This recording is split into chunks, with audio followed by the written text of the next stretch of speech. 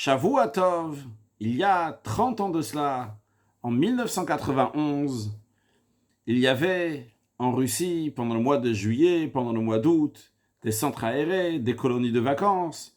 Et vu qu'il n'y avait pas encore beaucoup de jeunes juifs religieux là-bas, vu que c'était tout à fait nouveau, qu'on pouvait pratiquer le judaïsme officiellement de manière si ouverte que cela, il y avait beaucoup de jeunes juifs d'Amérique ou d'ailleurs qui sont venus pour passer le mois de juillet, passer le mois d'août, pour faire le centre aéré des colonies de vacances pour les enfants russes qui se trouvent en Russie.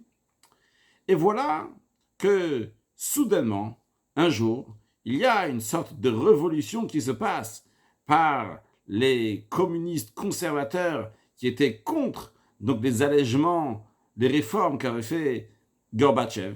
Gorbatchev était en vacances en Crimée à ce moment-là. Ils l'ont séquestré là où il était et ils ont commencé à faire une révolution à Moscou pour revenir au communisme original, que ce soit entièrement ferme, etc., etc.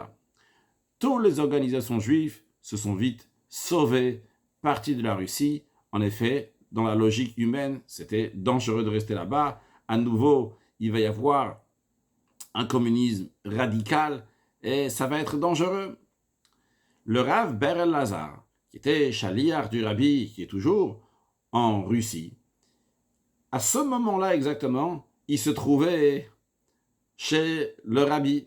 Donc il avait organisé tout ce qu'il fallait pour les centres aérés et les colonies de vacances, mais il était juste pour ce moment-là chez le Rabbi. Et lorsqu'il a entendu ça, les parents s'inquiètent, on doit partir de Russie, il faut sauver nos enfants, il faut les sortir, etc. Alors, lorsqu'il arrivait le matin à 770 à la synagogue du Rabbi, il était 9h30, il a écrit une lettre au Rabbi, et à 10h moins quart, il a donné au secrétariat du Rabbi sa lettre. Le Rabbi priait à 10h, et lorsque le Rabbi rentre dans la synagogue, le secrétaire derrière le Rabbi, le secrétaire Rav Leibel Groner, dit à Rav Ber Elazar, il y a une réponse à ta question, viens après la tfila pour la prendre. Et voici qu'est-ce que le Rabbi a répondu. Le Rabbi dit, Timaon hachik gadol, avec un très grand étonnement, qui balti HL, j'ai reçu la question. La question, est-ce qu'il faut arrêter ce qu'on fait en Russie? Est-ce qu'il faut se sauver, vite repartir, vu que les choses, on a l'impression de repartir en arrière? Donc le Rabbi dit, avec grand étonnement, j'ai reçu cette question. Le Rabbi dit, Kapashut, le hamshir betochniot kemetuchnan. Évidemment, de continuer les plans comme ils étaient prévus. Kolela kaitanot ad gmira, ce qui inclut donc les colonies, les centres aérés jusqu'à leur fin. Hashem yatzrichem vivasutov, que Dieu va le faire réussir, qui donne des bonnes nouvelles. Askir à la tzion, je mentionnerai tout ça sur la tombe de mon beau-père. Bien, une réponse aussi claire, c'est clair, il faut continuer.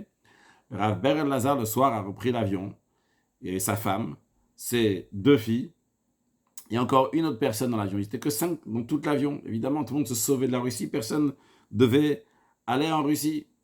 C'était à ce moment-là, les gens ils disaient qu'il y a des tanks dans la rue, on va tuer tout le monde, etc. Le Rabbi a dit, il repart.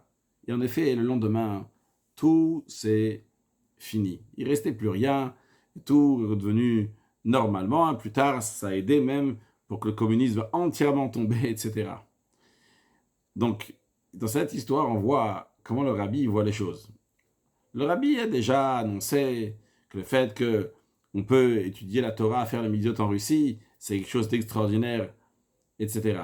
On vient maintenant, on dit, on a l'impression que ça marche pas, ça va pas, il y a un problème. On a fait des plans. Et c'est pas juste que le Rabbi dit, non, quand même, vous pouvez continuer, vous inquiétez pas. Alors, mais Timon, Achiga, dans le grand étonnement. Alors, peut-être, quel est l'étonnement? A priori, c'est logique. D'ailleurs, comme toutes les autres organisations juives ont fait, ils sont partis de la Russie, ce qui est logique.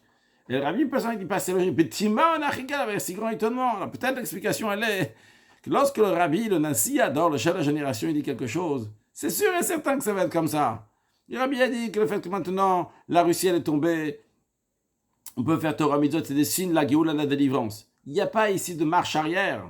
On peut que avancer. On peut que continuer à aller en avant. Eh bien, lorsque le Rabbi nous dit que Mashiach il arrive, et le Rabbi dit en tant que prophétie que Mashiach il arrive, Il n'y a pas de marche arrière. Ça n'existe pas. C'est sûr et certain que ça peut avancer que dans un seul sens. Et Betima, on a regardé avec un grand étonnement, ce qu'il dit, c'est pas comme ça. Parce que ça doit être dans notre tête. On doit se mettre les choses bipchit tout avec évidence, comme le rabbin nous les enseigne. Alors que Dieu fasse qu'on puisse voir concrètement la venue de Mashiach avec une excellente santé, avec de la joie, du bonheur, et une bonne et douce année pour tout le monde, qu'on finisse bien l'année 5781, qu'on commence encore mieux l'année 5782, et que déjà avant cela, on puisse accueillir Mashiach, aller tous ensemble en Eretz Israël, à Yerushalayim Irakodesh, dans le 3e Beth Amikdash, reconstruit très prochainement, Shavua Tov.